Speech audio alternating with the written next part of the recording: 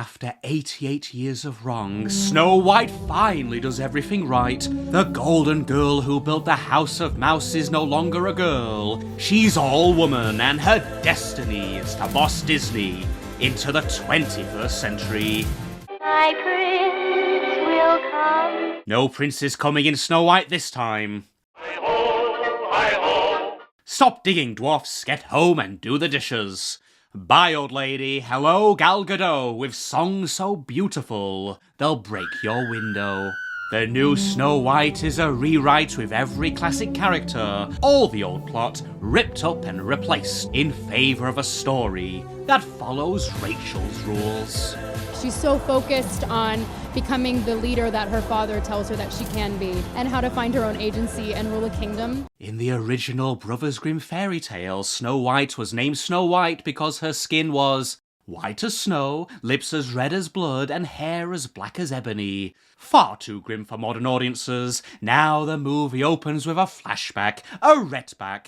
Her mother no longer wishes for her daughter to be a beauty, but do her duty as a future virtuous queen, a strong woman, a woman born to lead men. Why is she called Snow White? Because it was snowing the night she was born. Oh, good job it wasn't raining. Gal Gadot plays the evil queen, and what do you know? She looks like a cross between Sauron and a traffic cone.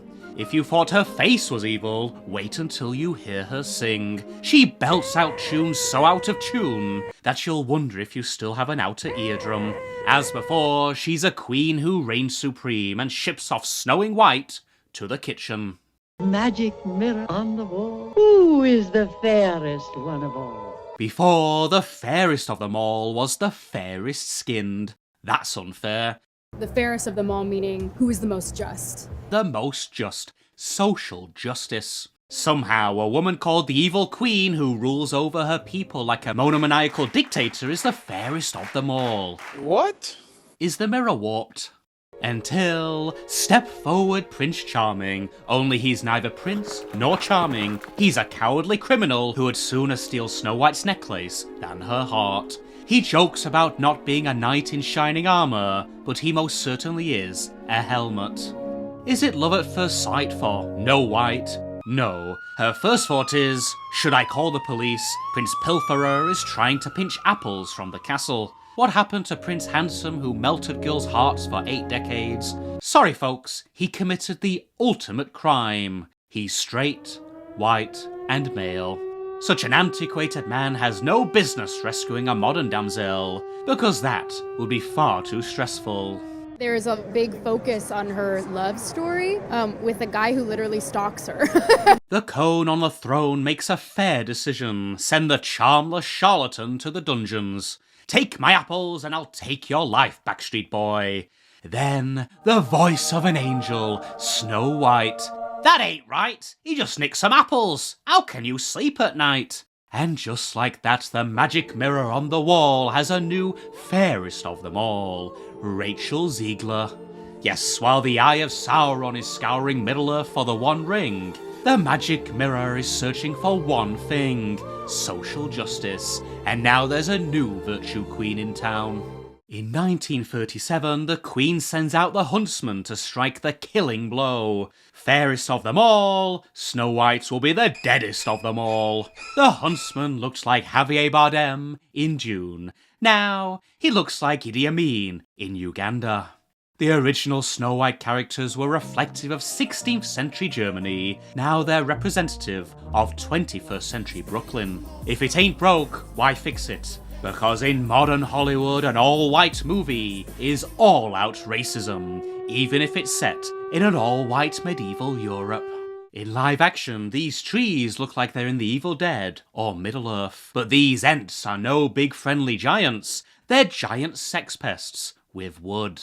They touch up Snow White like she's auditioning for a Miramax movie. As before, she battles through the pricks, but now somehow falls through a trapdoor with a swimming pool, and swims to a little house. Cue the dwarfs. Hi-ho, hi-ho, home from work we go. Peter Dinklage has ended dwarf bullying forever. You're progressive in one way, but you're still making that backward story of 7 dwarves. These dwarfs are so far removed from dwarfs, they don't even look like dwarfs. They look like CGI garden gnomes picked up from the Shrek 3D cutting room floor. Uncanny Valley, uncanny Grand Canyon. Watching them is like watching Peter Dinklage in the reflection of a spoon. They're the 7 dwarfs with the same 7 personalities, but there's a big difference. They're not just little, they're people too. In the past, they were lovable caricatures, personality traits as easily identifiable as a wart after a night out in Amsterdam. Now, they have feelings. When Grumpy is asked why he's called Grumpy, he says he's misunderstood. Dopey is no longer the village idiot. He's an X-Factor sob story. Bullied by the other dwarfs, his self-esteem is so low, he refuses to speak. That is until Snow Justice builds him up, and he whistles with the gusto of the Breakfast Club. In one scene, one burning question on the minds of all Snow White fans is finally answered. How old are the dwarfs?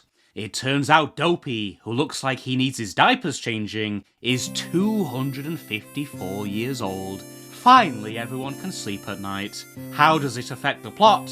Not a lot, but it certainly will be useful information at the Dog and Duck Pub quiz. Why, they've never swept this room. The dwarfs are dirty little bastards. In the original, Snow White stayed up all night cleaning the house, doing the dishes, and sweeping away their grime. She may have been a princess, but she knew her way around the cleaning cupboard like a clean queen. Helping her with the chores, Noah's Ark. Every animal on Earth got that house spick and span. Now, Noah's keeping his animals in their cages. Snow White orders the dwarfs to do the housework. Now you wash the dishes. What? She ain't cleaning for no man, even cute little ones made of CGI plastic.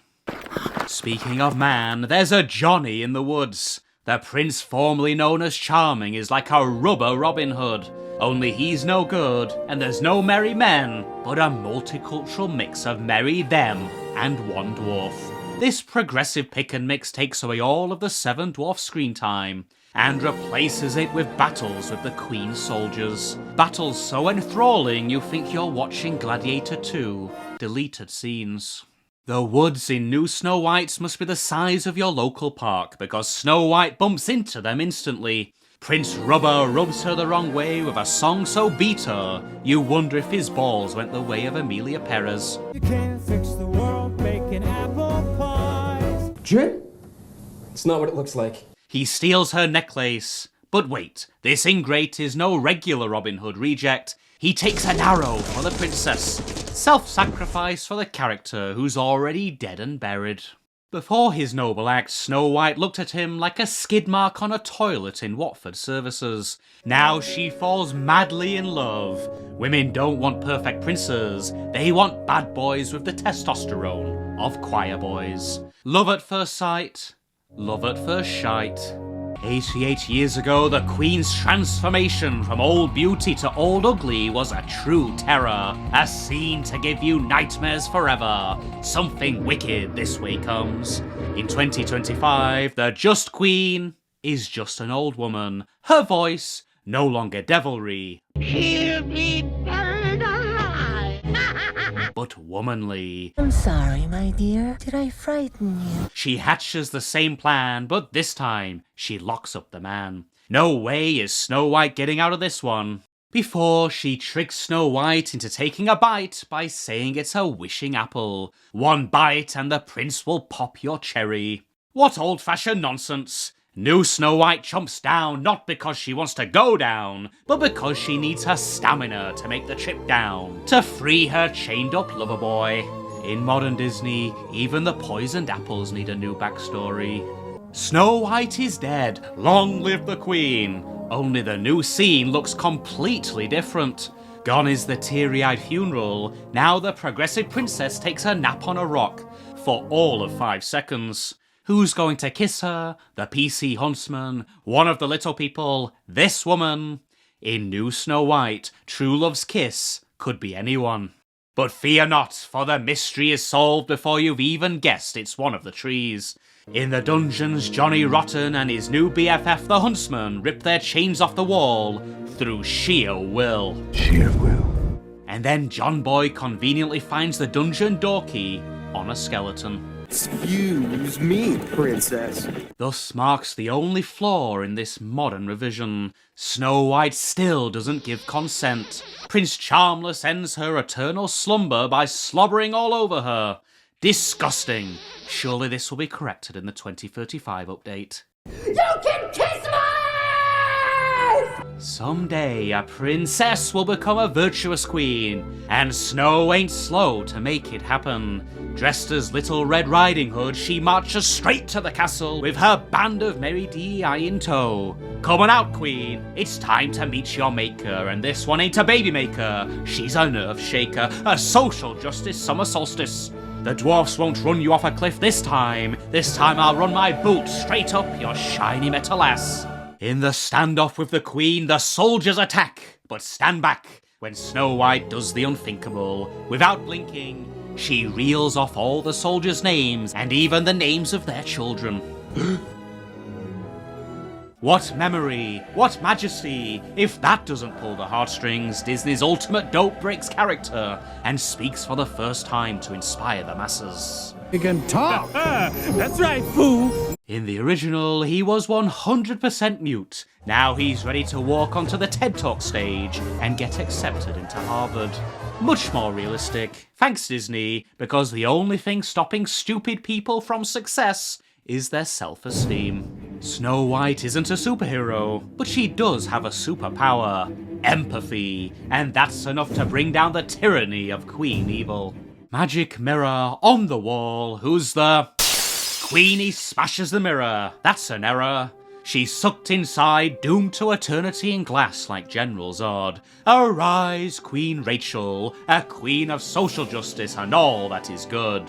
New Snow White doesn't end with a kiss and a ride off into the sunset, but with a musical number to rejoice in the coronation of her virtue-signalling majesty. After generations of trauma and triggering, Disney finally puts things right, with a Snow White who isn't white, dwarfs who aren't dwarfs, and a prince who is neither prince nor charming. This is how it's done, ladies and gentlemen. A new blueprint for all modern remakes to follow. All hail Rachel, her masterful writing team, and Disney's executive producers. Truly remarkable. A movie to make Walt proud, or spin in his grave so fast he'll send Earth into the Oort cloud.